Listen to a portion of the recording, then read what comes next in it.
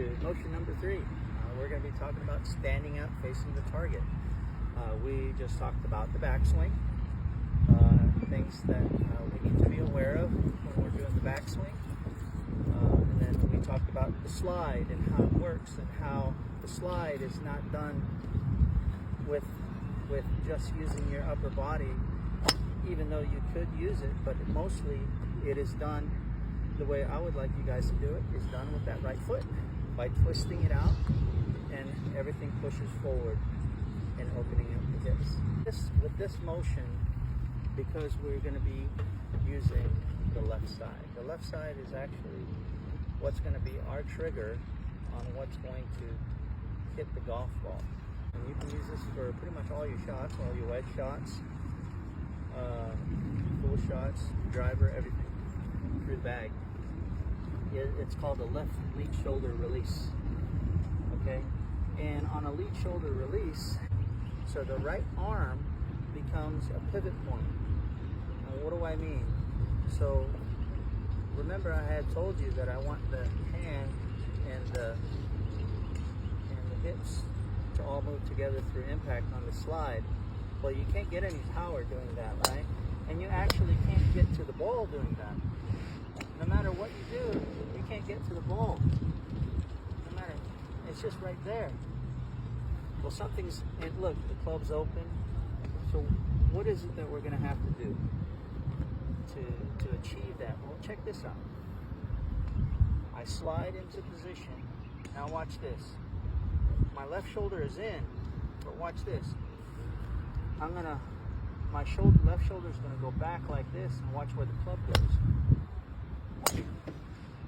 I'm not doing anything with my right shoulder, but you see how far the club is getting through the impact zone and strike zone?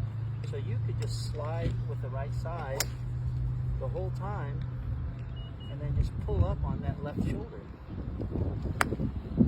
That's what your trigger is. If you do the motion correctly with the right hip, what it'll do is it'll open up your hips properly without you hyperextending out here. It'll twist and open your hips and get your body to the left side in time where it's over, say right here, in time for you to release. That's what I call a release. So this swing is not a right-handed release. It is a left shoulder release, a left side release. When you're here trying to hit the ball, you have reached your limit range of motion if you're just hitting with your right side, right? And then it would have to, and then the left side would block it. You've reached your limit.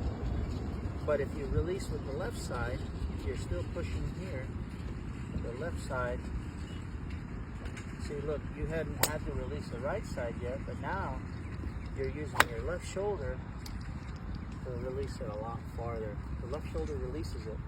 So I'm going to hit one, I'm going to hit 3 shots. Okay, I'm going to hit 1 shot,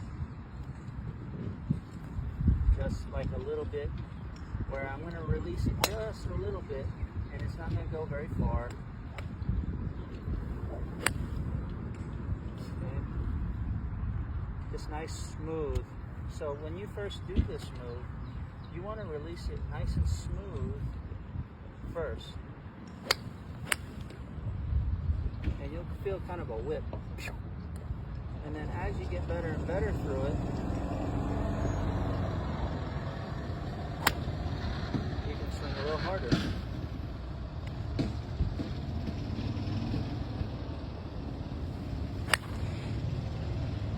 Your release is happening with that left shoulder, so you have to control how hard or how soft you want that ball, the club, to be swinging through impact zone with your lead shoulder.